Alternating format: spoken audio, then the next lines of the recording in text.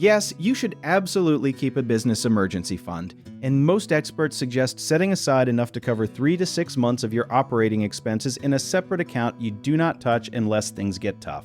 Think of your business like a car that needs gas to keep running. An emergency fund is like a spare gas can in your trunk for when you run out unexpectedly. Businesses face slow seasons, broken equipment, sick employees, or clients who pay late, and any of these can leave you short on cash fast. Having money set aside means you can pay rent, payroll, and bills without panicking or going into debt. One thing many business owners do not realize is that this fund should be kept completely separate from your personal savings and even from your regular business checking account.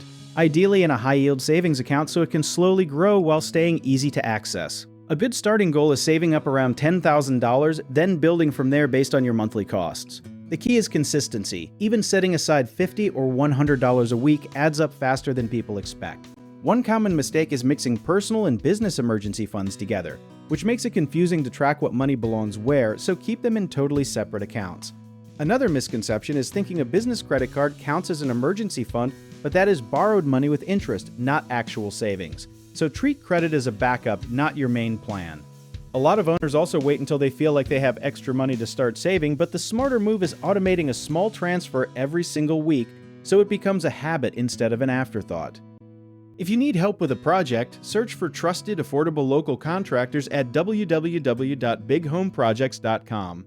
You can also download our app called Jobit Tier, where homeowners and property owners can list jobs and have home service experts and contractors reach out and message you back with their estimates.